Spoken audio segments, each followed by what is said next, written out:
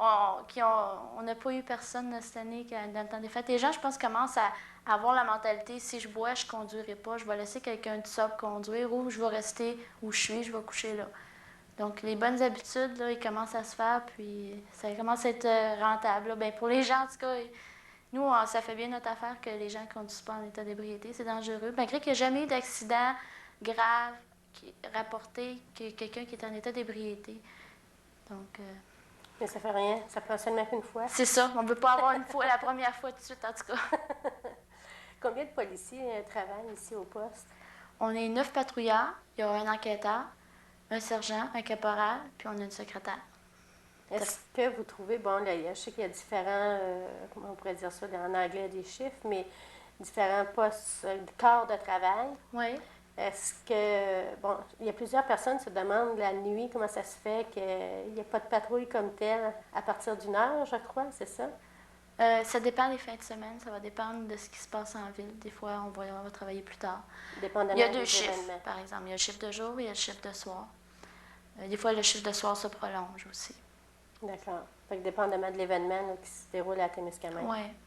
Si on revient maintenant au début de ton métier policière, même en études, si tu veux, ce que j'entendais dire auparavant, c'est que les filles, lorsqu'elles étaient à l'Institut, un exemple, en entraînement ou quoi que ce soit, les gars étaient plus sexistes vers les filles, surtout vers les petites femmes policières. Est-ce que tu as senti ça, toi, quand tu as commencé? Non. Du tout, à l'Institut, on avait un bon groupe, je pense. Puis même les gens m'appelaient la petite. Là, j'étais la plus petite de mon groupe, mais c'était drôle. Comme, je prenais ça beaucoup en riant, puis je prends encore ça en riant. J'ai pas le physique de l'emploi, mais comme il a fallu que je travaille fort pour avoir mon uniforme. Puis disons que j'ai travaillé aussi fort qu'un gars, si on veut. L'entraînement, il est différent un petit peu, mais il n'y a pas une grosse différence. Si on regarde comme dans n'importe quel, disons les Jeux olympiques, les femmes, ils arrivent tout le temps, comme même en ski, que ce soit un lancer, du poids, n'importe quoi, ils sont un peu plus faibles que les hommes, malgré qu'ils sont excellentes dans ce qu'elles font.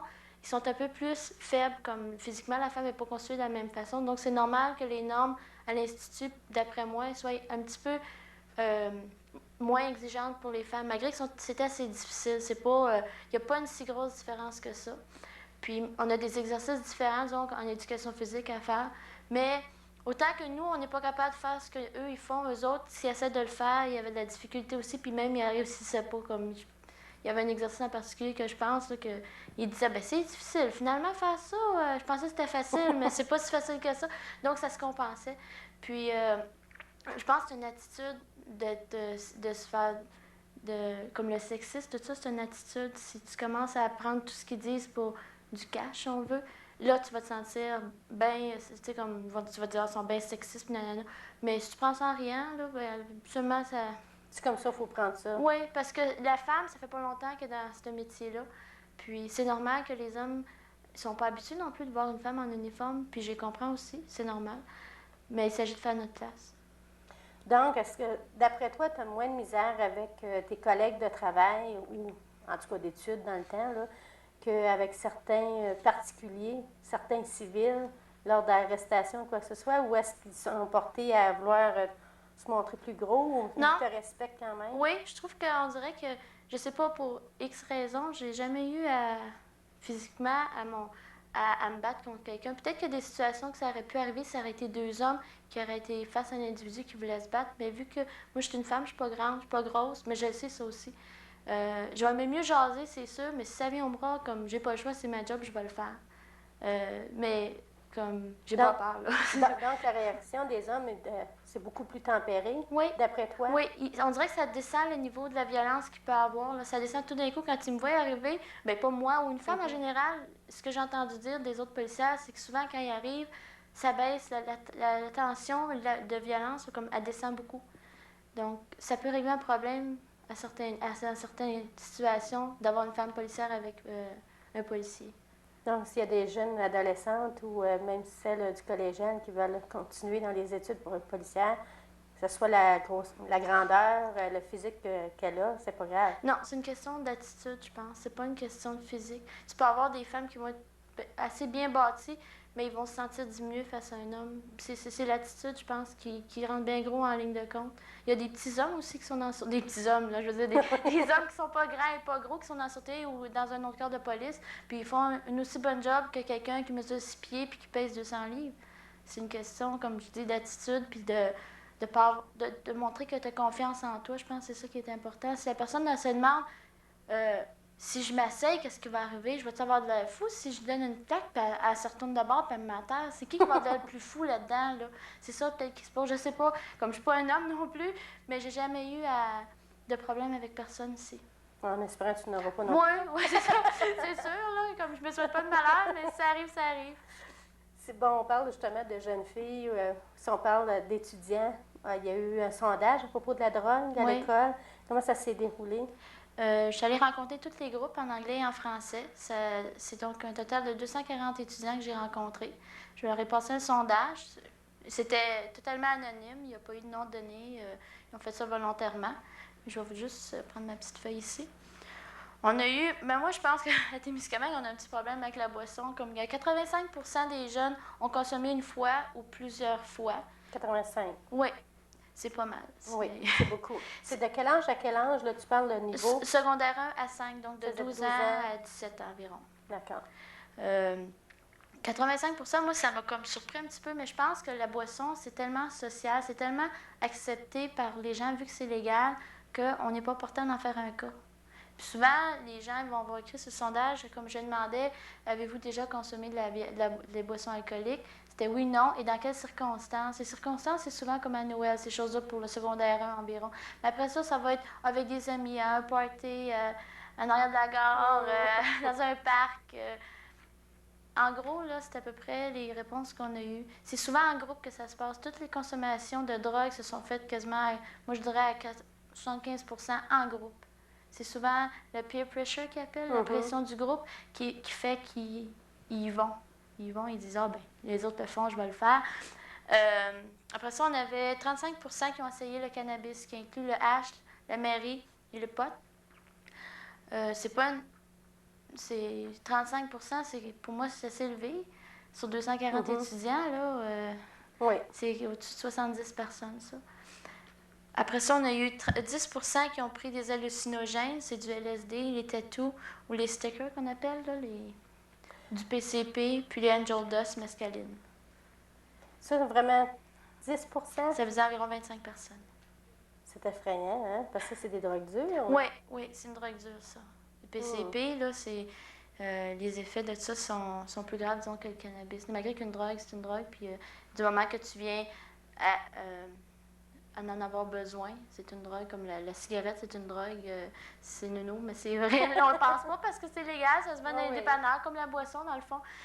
Après ça, on aurait 2% auraient pris des narcotiques, tels l'opium, l'opium, je veux dire, et l'héroïne. 3% ils ont pris des tranquillisants, des Valium, du Librium. Ça peut être sous forme de médicaments, ça. C'est pour ça on peut le laisser de côté, le 2%. Mais 5% ont pris du stimulant comme la coke ou le crack. 5%, c'est au moins 25 personnes, ça. Avec le crack aussi? Oui. Ah! Puis ça, ils deviennent dépendants là, avec ça, là. Oui, mais le crack, je sais pas s'il y en a à Témiscamingue. Okay. Je suis pas prête à dire qu'il y en a. C'était peut-être la coke plus que d'autres choses. Puis, mais ça fait rien. Oui, ça fait rien. C'est 5%... Parce qu'on sait qu'il y en a de la boisson, de la drogue, mais je ne sais pas si vraiment certains parents vont croire à ces chiffres-là. Il faudrait qu'ils en soient conscients parce qu'il y aurait un petit problème à quelque part. Peut-être les parents ne savent pas non plus, ne sont pas au courant de ce qui se passe à l'école, dans les parties, quand ils vont à une danse. Il s'agit peut-être de poser plus de questions à nos enfants, de dire où tu vas, avec qui tu es, quand est-ce que tu vas rentrer, je vais aller te chercher. Ces questions-là sont peut-être essentielles. Ça montre à l'enfant que son parent, il veut savoir ce qui se passe dans sa vie. C'est pas juste de même. Là. Parce que je discutais avec certains parents qui disaient, ben voyons donc, où est-ce que tu veux qu'ils prennent ça? Puis si on parle avec les jeunes, ils disent, ils envoient les jeunes en prendre. Pas parce qu'eux en prennent, mais ils le voient. Puis pour eux, c'est presque rendu normal. Ça les dégoûte, mais en même temps, ça les intrigue. C'est peut-être de là aussi devient la première fois à essayer quelque chose. Oui. Parce que c'est devenu trop normal, à mon avis. Oui. Si on regarde, je pense à des statistiques, en 92, on n'a eu aucune saisie de drogue avec la Sûreté. Je parle au poste. On a eu 9 saisies de drogue, ben, des trafics de drogue, je vais dire, plus pas des saisies, mais des trafics de drogue. On a eu 9 l'année passée. Puis je pense que cette année, on est rendu à 3 déjà. Donc, les gens se réveillent un peu plus. Oui, là. je pense que, ben aussi, on commence à s'apercevoir qu'on a un problème aussi, là. Peut-être que c'est... Puis c'est plus facile aussi quand ça commence, le monde, ils se disent, ah, ben, ils font rien. Fait que, peut-être que c'est là, mais... Moins surveillé, donc Moins on surveillé. en profite plus. Oui. Mais là, ça commence à changer un petit peu, là. Puis le comportement des jeunes change aussi, on le voit. Que plus le problème est gros, plus il y a plus de vandalisme ou quoi que ce soit. Si on fait attention et on surveille, c'est d'en parler. Et non seulement d'en parler et pas agir, mais d'agir aussi. Oui. C'est ça qui est important. C'est peut-être aussi dire aux jeunes, comme lorsque tu as rencontré les jeunes, tu leur as dit, venez me rencontrer, ça peut être anonyme. Si vous voyez un revendeur, venez m'en parler. J'imagine que c'est à peu près Non, ça. je fais pas j'ai pas fait cette démarche-là, parce que je me dis, s'ils veulent venir, ils savent qui je suis, ils me voient passer souvent en auto, peuvent me voir n'importe où sur la rue. S'ils veulent me parler, je pense qu'ils vont venir d'eux autres. Je veux pas aller les chercher parce que à quelque part, je veux être un ami parce que je suis pas, je suis une policière, mais je suis une personne aussi, donc. Mais il n'y aurait pas un moyen d'avoir soit une personne ressource au bureau, au poste comme tel, que les jeunes me sauraient, bon, je peux appeler là anonymement, je peux...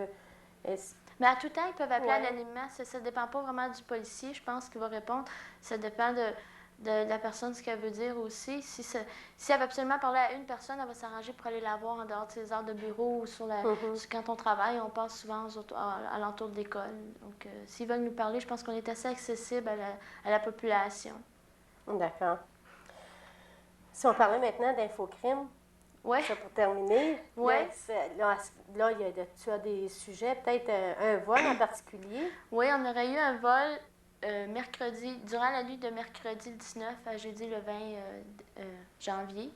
Ça s'est passé à la Légion durant la nuit. Apparemment, il y aurait eu un pick-up qui aurait été stationné devant la Légion durant la nuit. On ne sait pas la couleur, on ne sait pas la plaque, on ne sait pas à qui il appartient. Mais on peut penser que ce serait peut-être cette personne-là qui aurait fait le vol du coffre-fort. Dans le coffre-fort, il y avait 5 000 S'il y a n'importe qui qui a de l'information, vous pouvez appeler durant les heures d'ouverture du poste, soit de 7h30 le matin à 16h30 l'après-midi au 627-3378.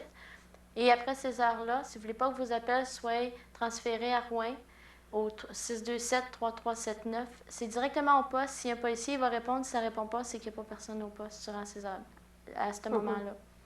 Donc, c'est des appels anonymes. C'est anonyme si vous voulez vous nommer, vous pouvez. L'un ou l'autre. Oui. Je te remercie beaucoup, Nancy. Ça m'a fait plaisir. J'ai hâte de te réinviter. Puis j'espère que les jeunes ça va leur donner le goût, en tout cas aux adolescents ou aux adolescentes, de faire un métier. On a besoin tous et toutes d'avoir une protection, puis des personnes aussi qui sachent parler comme toi, nous, en tout cas, comment on pourrait dire, démystifier un peu le rôle d'un policier ou d'une policière. Merci beaucoup encore. Ah ben, ça m'a fait plaisir.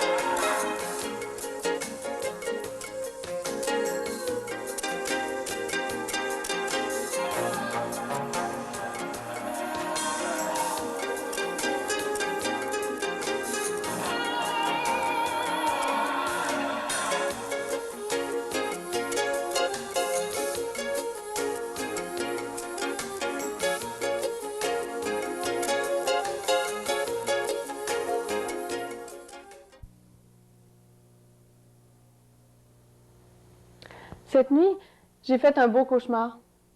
J'ai rêvé que j'étais embarquée dans la drogue puis que je l'avais dit à mon père. À ma grande surprise, il n'a pas voulu parler tout de suite parce qu'il ne voulait pas s'emporter. J'étais assez contente de ça. Il m'a même dit « Je t'invite à souper demain, puis on en reparlera ensemble. » Je me suis réveillée. Mes parents étaient là.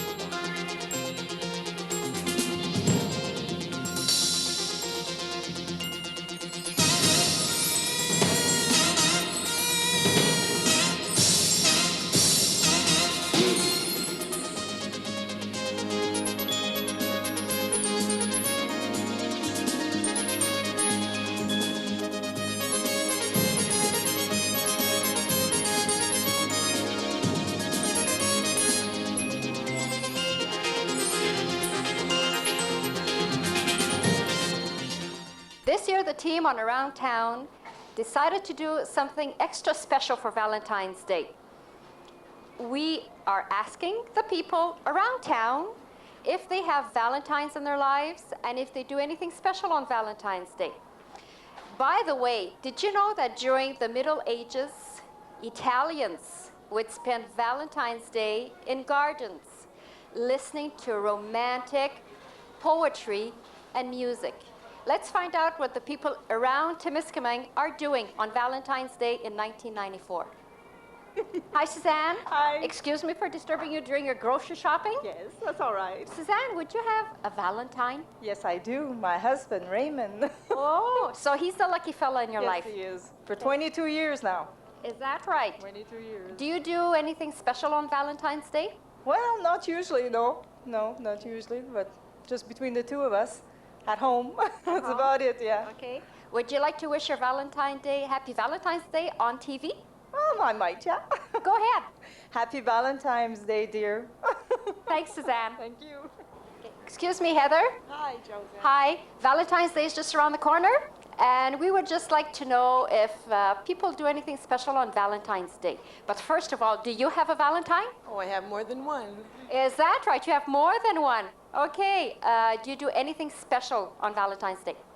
Not really. Help my little girls get their cards ready. That's about all. Okay. So you do send cards to very special people? Sure. Okay, great. Would you like to wish anybody Happy Valentine's Day? And if you do, we just ask you to look into the camera and go ahead. Happy Valentine's Day to Gary, Patty, Sammy, and my mom. Okay. Thanks, Heather.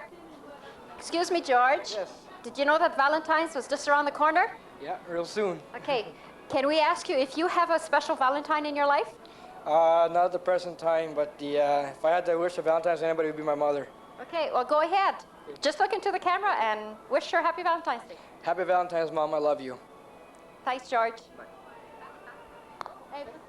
Excuse me, Valentine's Day is just around the corner. Did you know? Yes. Okay, we would just like to know if the people around town, around Temiskaming, have Valentines. Do you have a Valentine? Yes. Do you have a Valentine? Yes. Okay. Do you do anything special on Valentine's Day? Takes me out for supper. Okay. So the cook has a break on Valentine's Day? Okay. And does your Valentine do anything for you? No, not really. She says yes to your invitation, right? Okay. Would you like to wish anybody happy Valentine's Day? If you do want to, we ask you to look into the camera and just send a message of love to somebody that you would like to receive.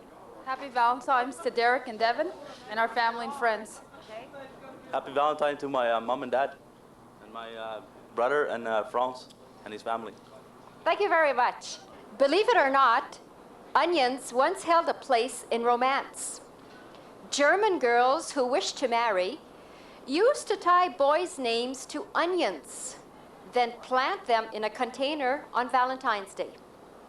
The girls believed they'd marry the boy whose name was attached to the first onion to sprout. Another Valentine's Day trivia. Salut Stéphanie, salut Melissa. Bonjour. Saviez-vous que la Saint-Valentin s'en vient bientôt? Oui. Est-ce que vous y avez pensé? Oui. Oui. Est-ce que vous avez des Valentins ou des Valentines, vous autres? Toi, Stéphanie? Oui. Tu as une Valentine? Oui. Ah oui. Puis toi, Melissa, as-tu une Valentine dans ta vie? Oui. Oui. Est-ce que vous aimeriez envoyer un message à votre Valentine? Je vais commencer avec toi, Stéphanie. Est-ce que tu voudrais lui dire un message à ta Valentine? Oui. OK. Bonjour, maman, je t'aime, puis joyeux Saint-Valentin. C'est beau, Stéphanie. Merci. Toi, Melissa, est-ce que tu voudrais lui envoyer un message à ta Valentine? Oui. Vas-y. Bonjour, maman, je t'aime, joyeux Saint-Valentin. Merci beaucoup, les filles. Je suis certaine que votre maman là, va être très heureuse d'avoir un très beau message de ses deux Valentines préférées. Merci, Melissa. Merci, Stéphanie. Hi. Would you have a Valentine in your life? Yes, I do. My husband. Okay. Usually, do you celebrate Valentine's Day? Do you do anything special on Valentine's Day? Yes, every year we go out and have a nice supper alone without the kids, and we do enjoy it. Good. So this is a treat for the two of you. Yes, it's special. Okay. Yes. Would you like to wish your Valentine? Would you like to send a message to your Valentine? Yes, I would like to wish my husband a very nice St. Valentine's this year, and I wish him the best. Thank you very much. You're welcome. Bye-bye. Merci, c'est tout. How are you tonight? Very good, thank you. Rejeanne, Valentine's Day is coming. We would like to know, do you have a Valentine in your life? Oh, sure, I should do. I had one for the last 20 years. Last 20 years. Okay. Do you do anything special on Valentine's Day? Yeah, we were planning on going up north with 4 other couples, maybe more than that. We are planning a weekend of skidooing. We want to stop to eat in Anglier for the Festival du Poisson, and then we're going to go up and have a night over in Rouen, and then we're going to come back the next day. Well, that looks like, yes, very interesting, very fun. So no kids, just you and your Valentine. Just take a little rest there. Well deserved. Mm-hmm, sure. Okay. Would you have a message to send to your Valentine today? Maybe. If you do, look into the camera and let's hear your message. Have a happy Valentine, dear. Thank you, Rejeanne. Thank you, bye-bye. Do you have a Valentine in your life? Yes, I do. Usually, how do you spend Valentine's Day? Do you do anything special? Sometimes we go out for supper. Okay. Anything planned for this year? No, he's working nights. Oh, your Valentine is working nights this year. Well, would you have a message to send to your Valentine? And if you do, we ask you to look into the camera and send him a message. Happy Valentine's Day. I love you. Thanks, Kathy. Okay. How are you this evening? Fine, thank you. We would like to know if you have a Valentine in your life. Yes, I have. Okay. Are you planning anything special this year for Valentine's Day? No. I'm No? not. Would you like to send her a message for Valentine's Day? Because if you do, we ask you to look into the camera and send her a message. Okay. Happy Valentine's Day, anyway. Thank you, Mr. Robinson. Did you know Valentine's Day was just around the corner? Yes, I knew. Okay, around town, we would like to know if you have a Valentine in your life. Well, my wife, I guess, Madeleine. Okay. Are you planning anything special with Madeleine for Valentine's Day? Well, not really. Not really? No big surprise yet. Okay, maybe at the last minute, Yeah, who probably, knows? yeah. Okay, before we leave, would you like to send Madeleine a message? And if you do, we'd ask you to look into the camera and send her a message. Wish you a very happy Valentine's, Madeleine. Thank you very much. Hello. Do you have a Valentine in your life? Well, yes, of course. I've been married 17 years. 17 years, St. Valentine. Good for you. Are you planning anything special this year for Valentine's Day? Unfortunately, I won't be here, but we'll try and make up for it some other time. Okay, so since you're going to be out of town for Valentine's Day, would you like to send him a message for Valentine's Day? Sure. Love you, babe. Thanks, Danielle. Here's another Valentine's Day tale. In the old days of France and England, a man would ask for a woman's hand in marriage by giving her gloves on Valentine's Day. Bonsoir, Michel. Bonsoir. Je m'excuse de te déranger durant ton magasinage, mais nous autres, les gens à Roundtown, on est curieux de savoir si tu as un Valentin dans ta vie. Oui, Jean-Marc, mon petit. Ton petit. Est-ce que tu célèbres la Saint-Valentin? Est-ce que tu fais quelque chose de spécial? Pas trop grand-chose, mais on s'envoie des petits Saint-Valentin. OK, c'est intéressant. Est-ce que tu voudrais envoyer un message à ton Valentin via la caméra, via la télévision? Alors, si oui, on t'invite à regarder la caméra et envoie-lui un message. Joyeux Saint-Valentin, Jean-Marc. Puis Michel. Merci beaucoup, Michel. Hi, Norm. Hi. Norm, it's Valentine's Day pretty soon. Yes. Have you thought about it? Yes. Do you have a Valentine in your life? Yes, my wife. Good for you. Do you have anything planned for her this year? Oh, I think I'm just going to buy her a box of chocolate. Good for you. From now till Valentine's Day, would you like to send her a message on TV? If you do, we ask you to look into the camera and send her a message. Oh, my God, there's pure deal. I love you.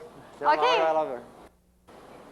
The oldest known Valentine was written in 1415 by a Frenchman who was in prison after being captured by the British.